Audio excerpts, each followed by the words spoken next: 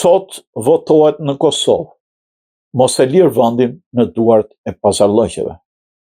Sot procesi zgjedhor hyn në fazën përfundimtare në Kosovë. Nuk është ditë fjalësh, deklaratash apo justifikimesh, por ditë veprimi qytetar. Në këtë fazë çdo mungesë në votim nuk mbetet neutrale, ajo prodhon pasoja politike dhe institucionale, ku pjesëmarrja bie, ndikimi i pazareve rritet.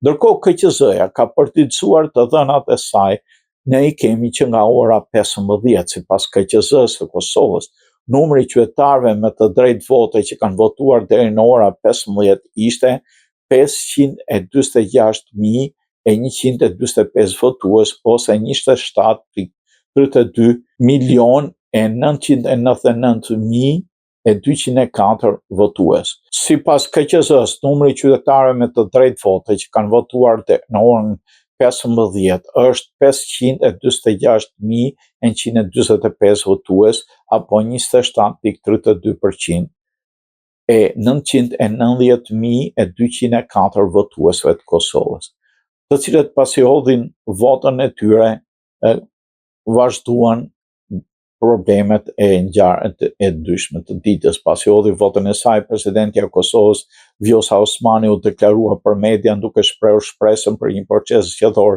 demokratik dhe një pjesëmarrje më të gjerë të qytetarëve.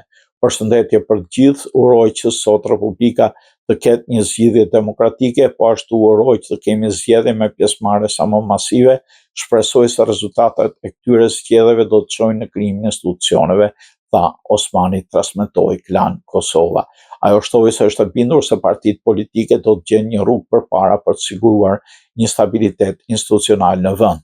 Jam e bindur se gjitha partitë politike do të gjejnë një rrugë përpara në mënyrë që të kemi institucione stabile, u shpreh presidentja Osmani. Pra, rrugdalja nuk është neutralitet. Në ditën e votimit, zgjedhja nuk është vetëm me subjekteve politike, por dhe mes pjesëmarrjes dhe mungesës.